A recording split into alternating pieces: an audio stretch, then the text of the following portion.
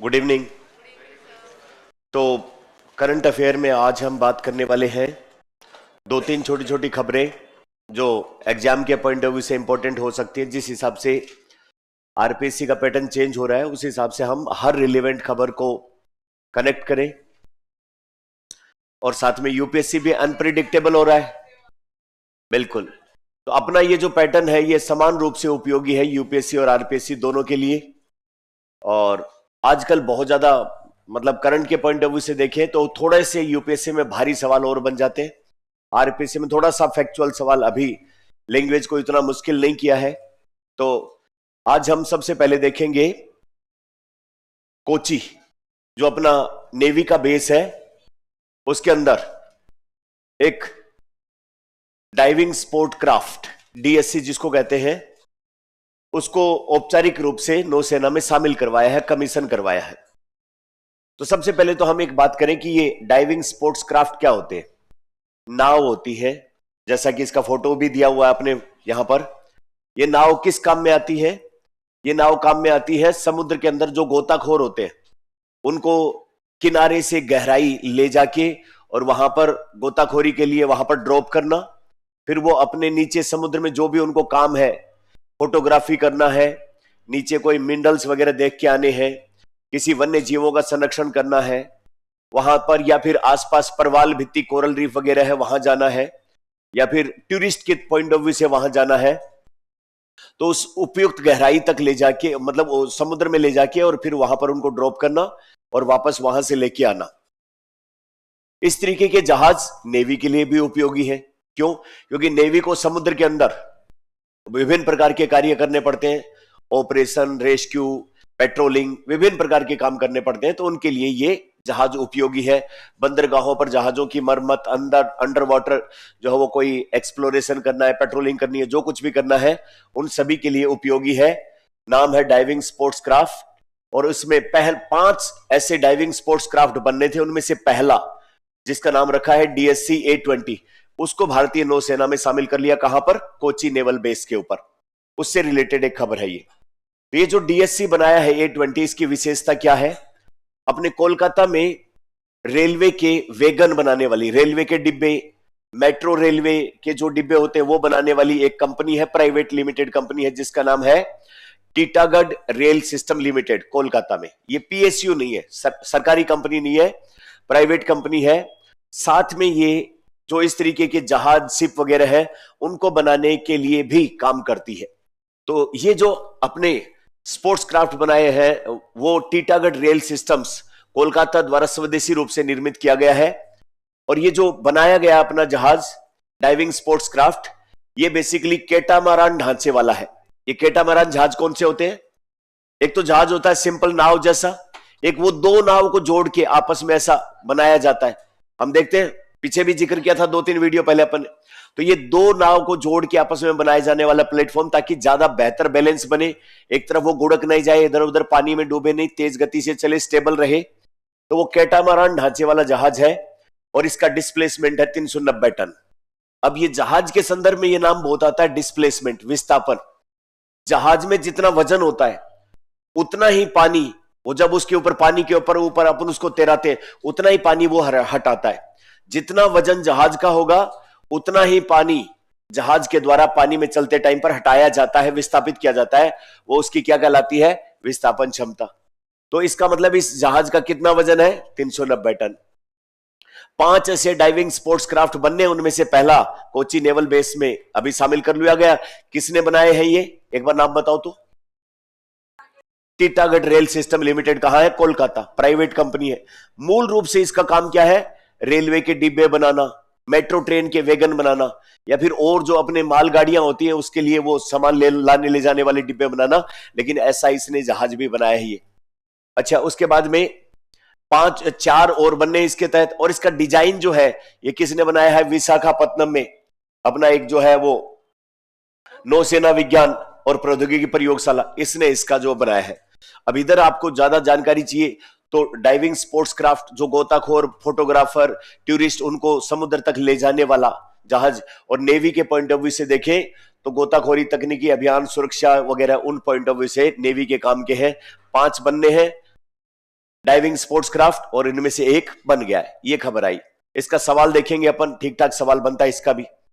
उसके बाद दूसरी खबर है अपनी 1971 में युद्ध हुआ था, बांग्लादेश को हमने अलग कराया था, बहुत अच्छी विजय आजादी के बाद हमारी।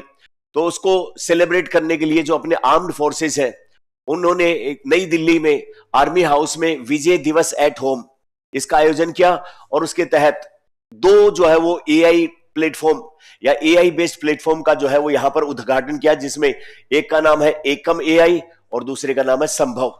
ये बेसिकली एआई है और ये एक टेलीकम्युनिकेशन जो है वो मैकेनिज्म है, उपग्रह आधारित मोबाइल संचार विधि है, जिसका नाम क्या रखा है, संभव।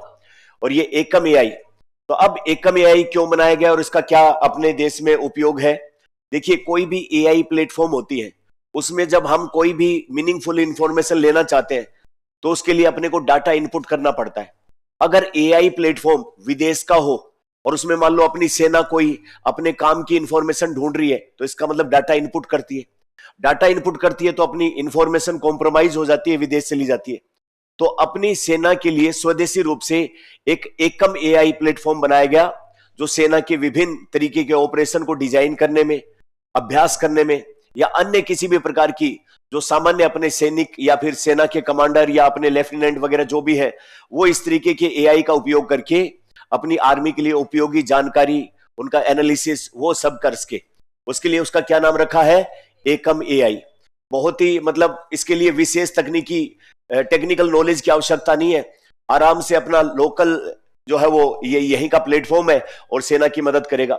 देखिए, ऑलरेडी आपको अगर थोड़ा सा डिफेंस में जाना है तो ये भी आईडेक्स एक जो है वो इंडिया का आर्म्ड फोर्सेस के लिए प्रोग्राम चल रहा है, जिसमें जो है वो इनोवेशन इन डिफेंस जो है वो एक्सीलेंस, अपने देश में डिफेंस से रिलेटेड जो भी इक्विपमेंट बनते हैं, टेक्नोलॉजी बनती है, उन सबको बढ़ावा देने के लिए, नवाचार को प्रोत्साहन देने के लिए, डिजाइन, रिसर्च, डेवलपमेंट के लिए आर्म्ड फोर्सेस का एक प्रोग्राम चल रहा है जिसका नाम है iDEX, innovation in defence excellence. उसके तहत जो अपने देश में स्टार्टअप है या अन्य कोई भी इस तरीके की मदद करते हैं, तो उसी आईडेक्स की अदिति 2.0 के तहत इस एकम एआई का जो वो निर्माण किया गया है। उसके बाद अपना दूसरा यहां पर उद्घाटन हुआ संभव का।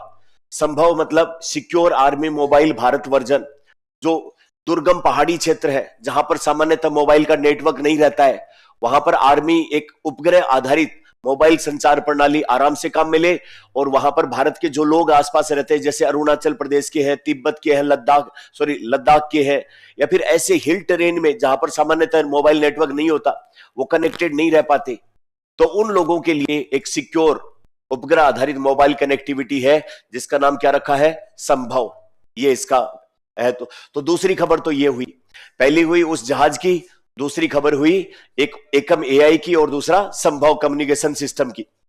तीसरी खबर आई है कि महाराष्ट्र सरकार ने माइक्रोसॉफ्ट के सीईओ कौन है, भारतीय मूल के सत्या नडेला, उनकी जो है वो माइक्रोसॉफ्ट की एक सहयोगी कंपनी है, सब्सिडरी कंपनी है, उसके साथ मिलकर के पुलिस के लिए एक जो वो एआई आधारित क्राइम इन्वेस्टिगेशन एक पहल को स्टार्ट किया है, प्रारंभ किया है। और महाराष्ट्र देश का ऐसा पहला राज्य बन गया है जो पुलिस की मदद करने के लिए एआई की एक अलग स्पेशल विंग उसको स्थापित इसने किया है। तो एक अच्छा सवाल है। तो सत्या नडेला और महाराष्ट्र के ये देवेंद्र फडणवीस सीएम साहब जो है, उन्होंने एक एआई संचालित जांच टूल लॉन्च किया जो राज्य भर के सभी 1100 पुलिस स्टेशन के लिए मददगार साबित होगा। इसको खबर को देखते हैं।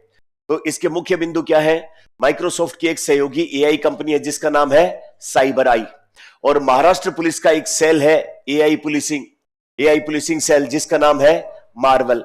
मार्वल का पूरा नाम क्या है, Maharashtra research and vigilance for enhanced law enforcement. देखिए, आजकल जो है वो पुलिस के सामने चैलेंज है। परंपरागत तौर पर पुराने तरीकों से अगर पुलिस किसी केस की जांच करती है तो उसको बहुत समय लगता है, और मानव की सीमित जो बुद्धिमत्ता और सीमित क्षमताओं के चलते अपराधी एडवांस चीजों का यूज करके हाथ से निकल जाते हैं, कोर्ट में बच जाते हैं, इतना जबरदस्त नहीं हो पाता। तो एआई जो अपने जीवन के सभी क्षेत्रों को प्रभावित कर रहा है, अब वो पुलिसिंग को भी प्रभावित करेगा। तो महाराष्ट्र पुलिस डिपार्टमेंट ने सबसे पहले एआई का सहयोग लेकर के और इस तरीके से क्राइम की इन्वेस्टिगेशन, एनालिसिस, क्रिमिनल्स के रिकॉर्ड को साझा करना, उनको एनालाइज कर क्रिमिनल की रिकॉर्ड हिस्ट्री वगैरह सब निकालने, उन सब में यूज करना शुरू कर दिया है। और ऑलरेडी महाराष्ट्र के अंदर एआई पुलिसिंग काम कर रही है जिसका नाम है मार्वल। तो माइक्रोसॉफ्ट की जो है वो एआई के लिए साइबर आई और मार्वल, इन दोनों के बीच में अपराध को जांच प्रणाली एक विकसित की गई है। और इसमें क्या किया जाएगा, इस जांच प्रणाली के तहत मराठी भाषा में कोई भी शिकायत करने वाला है एप्लीकेशन लिखे, कोई फोटो या फिर कोई वीडियो या कोई ऑडियो, इस तरीके का कोई प्रमाण हो, उन सबको एनालिसिस करके अपराधी तक पहुंचने, जांच को एक लॉजिकल एंड पर ले जाने और पुलिस के द्वारा जो साक्ष्य कोर्ट में पेश किए जा रहे हैं उनको मीनिंगफुल करके उनकी कन्विक्शन रेट या अपराधी को सजा दिलाने में एआई की मदद ली जाएगी। अभी फिलहाल जो एआई की मदद लेकर आम अपराध ऐसे नहीं कि किसी के चांटा मार दिया और उसमें एआई का उपयोग करेगा, साहब गुस्सा आया, सामने वाला इरिटेट करता था, चांटा मार रहा है, अब इसमें एआई क्या करेगी। लेकिन ऑर्गेनाइज्ड क्राइम जो है उस केस में एआई मदद कर सकती है। जैसे कोई तस्करी करते हैं मादक पदार्थों की, ये विभिन्न प्रकार के सूखे और ये इस प्रकार के नशे, ब्राउन शुगर, स्मैक, हेरोइन, इन ऐसे वाले मादक पदार्थों के नेटवर्क को क्रैक करने के लिए साइबर अपराध, जो आजकल बहुत बड़ी समस्याओं का जो वो फाइनेंशियल फ्रॉड कर रहे हैं लोग, महिलाओं के खिलाफ जो है वो एक तरीके से डिग्निटी को कम करने वाले एमएमएस एआई आधारित इस तरीके के बना रहे हैं वो चीजें। इसी प्रकार महिलाओं के खिलाफ अपराध और वित्तीय धोखाधड़ी, इन चार चीजों की इन्वेस्टिगेशन, चार जटिल अपराधों की इन्वेस्टिगेशन के लिए अभी ये साइबर आई और मार्वल, इन दोनों ने मिलकर के एआई का उपयोग करना शुरू किया है। और महाराष्ट्र देश का ऐसा पहला राज्य बना है जो एआई आधारित पुलिस व्यवस्था के तहत काम करेगा, है ना। तो ये सारी खबरें काम की है, हो सकता है इनके फॉलो अप में अपने को और कोई अच्छी चीजें मिले और सब पर अच्छे सवाल निकलते हैं। तो हमने कौन सी देखी, सबसे पहले आज की खबर, सबसे पहले कोची नौसेना को कौन सा मिला है, डीएससी A20। डीएससी का पूरा नाम क्या हुआ, डाइविंग स्पोर्ट्स क्राफ्ट। ये डाइविंग स्पोर्ट्स क्राफ्ट कितने बनेंगे, 5। कौन बनाएगा, टीटागढ़ कोलकाता वाली जो प्राइवेट लिमिटेड कंपनी है। क्या मदद करेंगे, नेवी को समुद्र के अंदर जो है वो गोताखोरी, टेक्निकल सर्विलेंस, उन सब कामों में ये ऐसे 5 जहाज मदद करेंगे, है ना। उसके बाद दूसरी खबर अपन ने देखी वो है देश की आर्मी ने जो अपने 1971 का विजय हमला दिवस है उसका विजय दिवस एट होम बनाया। उसमें एक तो एकम एआई प्लेटफॉर्म और दूसरा संभव नेटवर्क संचार, जो दुर्गम इलाकों में सिक्योर उपग्रह आधारित जो है वो फोन कॉल प्रणाली को इंश्योर करेगा।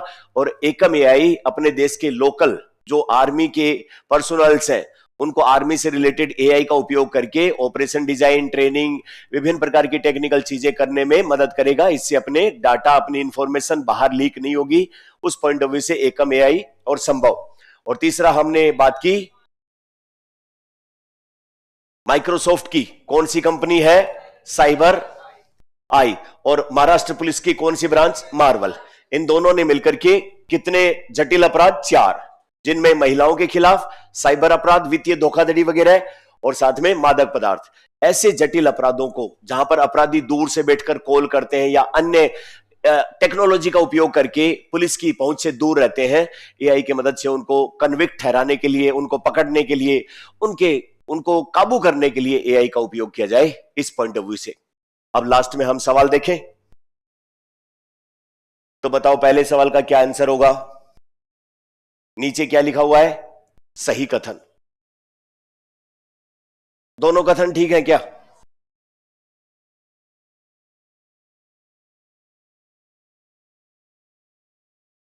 अगला सवाल बताओ। ऑनलाइन वाले बच्चे भी इसको सोल्व करें और कमेंट करें इस पर।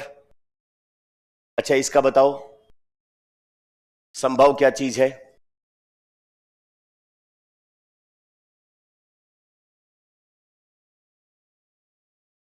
अच्छा अगला बताओ। गलत कथन का चयन करना है, अंडरलाइन कर दिया करो, सही या गलत हो हाथों हाथ।